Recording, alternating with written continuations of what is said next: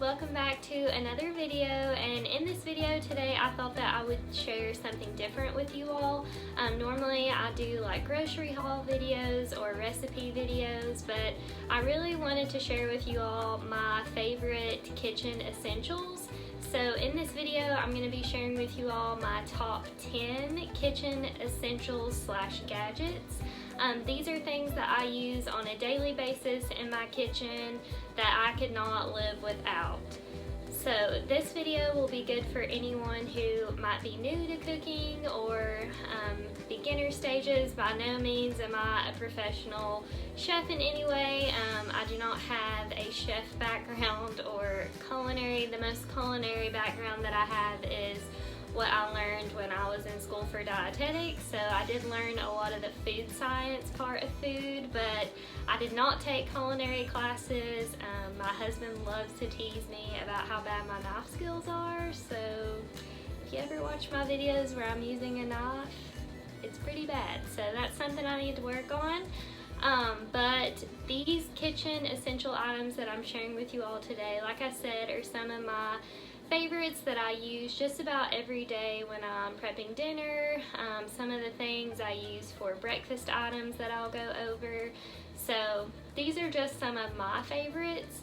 You might already have these at home, so we might share similarities when it comes to that, but maybe in this video you'll learn of something new that could also make your life easier, or a kitchen essential that you weren't aware of. So I am going to list below everything that I'm showing you all today, along with the links. Most of the stuff you can purchase off of Amazon, which is where we usually buy all of our stuff.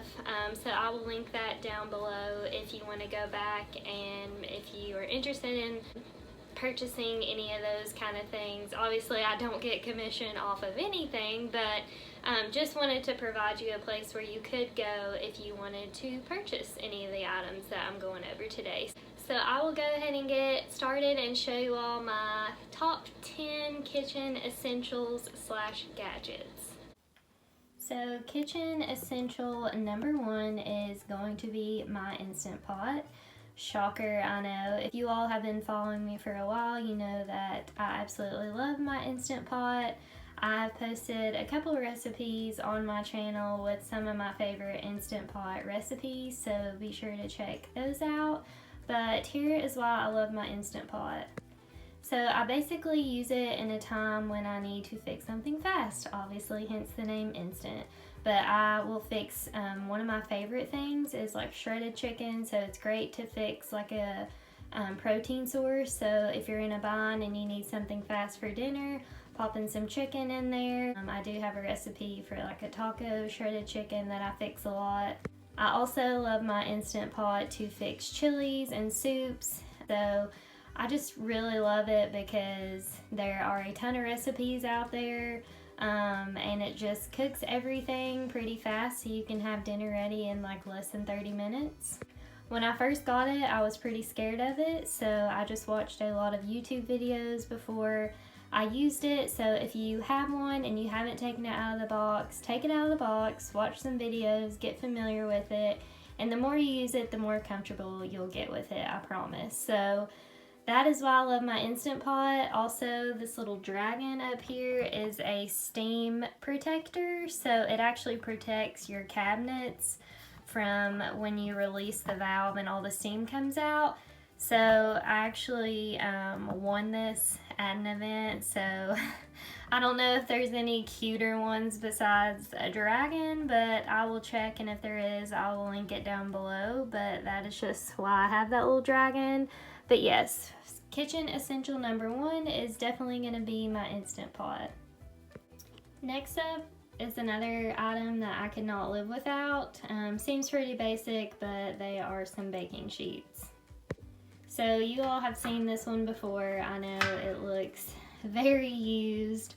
It's probably time to get another one, but it's called an air bake pan, and I will also link that below.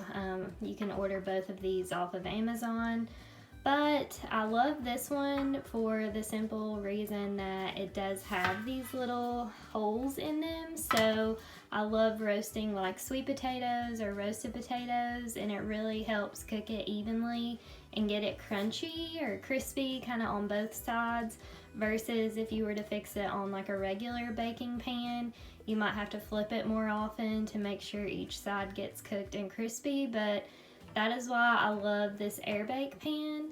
And then the other one underneath, which looks a little dirty, I'm not gonna lie, I usually just throw parchment paper on top of it every time I use it, and then just stick it underneath my oven drawer. So I apologize for the dinginess, but this is like an industrial size baking sheet.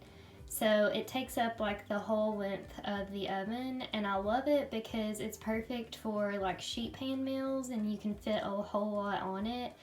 We also ordered that one off of Amazon. I like this versus the traditional baking sheet because you do have more room, and I love sheet pan dinners. I probably cook them at least once a week when it comes to dinner because they're so easy.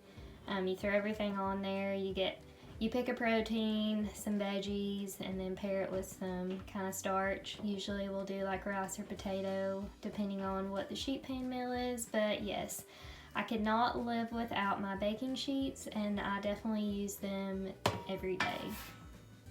Another must-have in the kitchen is a lemon squeezer. So I have had probably like 3 before we purchased this one, and the difference is just insane. I'm notorious for buying like cheap ones from like TJ Maxx and places like that, but we finally invested in like a metal one, and it's very sturdy, and as you can see, this one has a lemon and lime function. So with the metal, it is very sturdy. So the problem we had with the plastic ones is they tend to like break in half if you squeeze them too hard. So that's why I really love this metal one. So I use a lemon squeezer a lot when I'm making like homemade dressings or marinades, anything like that. A lot of times I use lemon or lime with fish or chicken dishes. The good thing about using a lemon squeezer is it removes all the seeds in the process of squeezing, so you don't have to worry about seeds being in your meals or your dressings and things like that. So if you don't have a lemon squeezer, I promise you this makes your life so much easier. Another kitchen essential that we use just about every day is our NUTRIBULLET. So we will use this for smoothies or protein shakes. I recently got a food processor and I did not have one previously, so I would use this as a food processor. It comes with a larger cup, so I have used it before to ground up like oats for oat flour and things like that, but we love our NUTRIBULLET. We use it every day typically, not only for protein shakes, but I will also use it to froth my coffee. So I will add the coffee and whatever kind of creamer that I want to and mix it in that, and it actually makes the consistency pretty frothy because I don't have an immersion blender, so I kind of use this in place of that. So if you like frothy coffee and like to make like lattes, you can throw it in the NUTRIBULLET and it will froth your milk. So very versatile. Love our NUTRIBULLET. We had the older edition and upgraded to the newer one a couple years ago, and it's been great. If you've never had a NUTRIBULLET and you are constantly making smoothies or protein shakes, then this is a great kitchen gadget to have. Another kitchen essential would definitely be my cast iron skillet. So I love using this for pan searing any kind of meat. There's nothing like some chicken thighs in there. We will fix steak. We've fixed fish in here. So very versatile as far as cooking things. Obviously you could fix vegetables in there. You can fix desserts. So there's a lot of recipes out there that call for a cast iron skillet. One of the tips and things that I like to do if I know that I'm going to be cooking any kind of meat, I will actually heat my cast iron in the oven for a few minutes. That way it heats up all the way around the cast iron, so when it is time to pan sear your meat, it's heated and you don't have to wait for the whole thing to heat up. Another thing that I have on here is this little heat handle protector.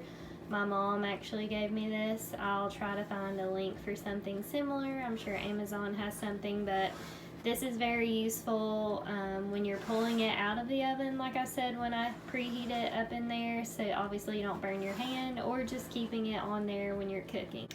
Love our cast iron. Once you use this in comparison to another kind of pan, you probably won't go back because the taste is just good.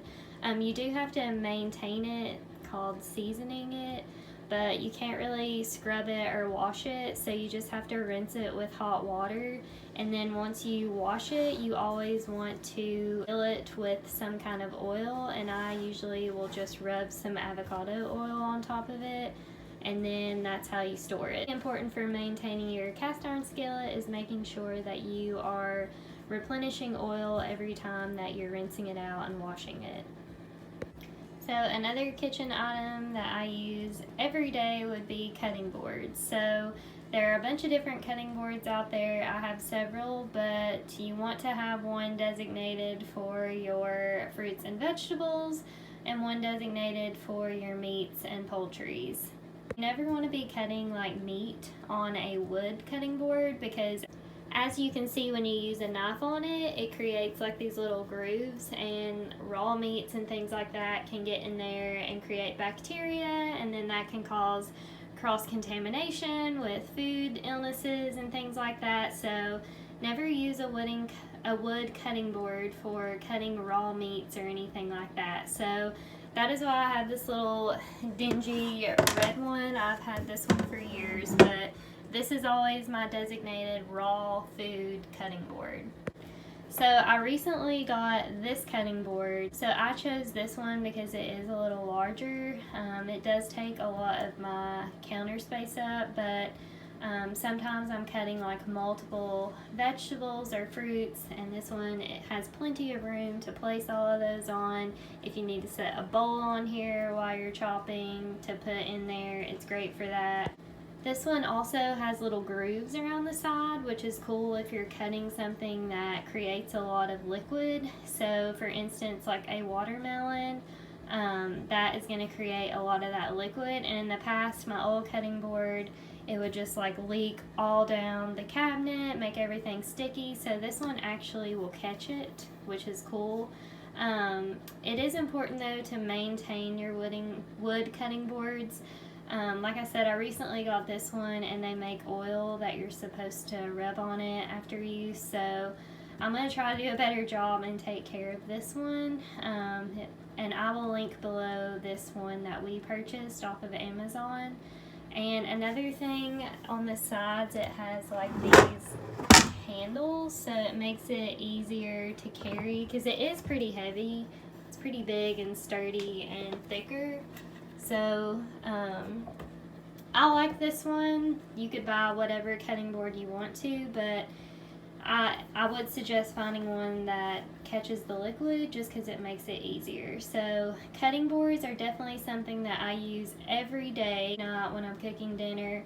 I do typically cook a lot of fresh and whole foods, so that does require, you know, chopping and preparing vegetables and that kind of thing. So cutting board is a must-have.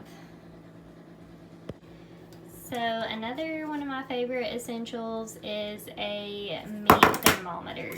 So I have been notorious in the past for overcooking any kind of chicken or poultry.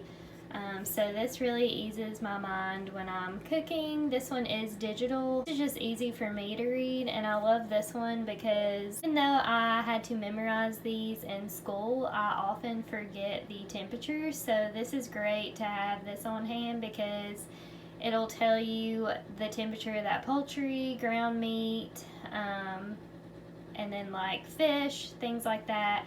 It also could tell you like well done, medium, and medium rare if you were cooking a steak or something. But I love this one. You just put the needle down into the meat, and then it heats up and lets you know what temperature. So it's really helped me to cook things appropriately and not cook everything to death. So if you are nervous about cooking chicken or pork or anything like that because you're scared it's not going to be cooked, do yourself a favor and invest in a food thermometer, because it really eases your mind and makes things easier as far as letting you know when things are done.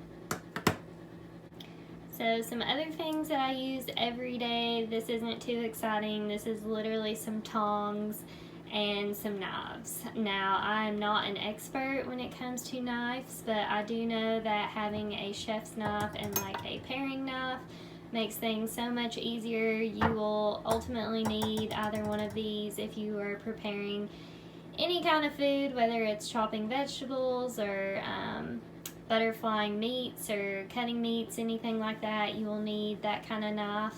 So I use this a lot when I'm chopping vegetables, mincing garlic, mincing onions, that kind of thing.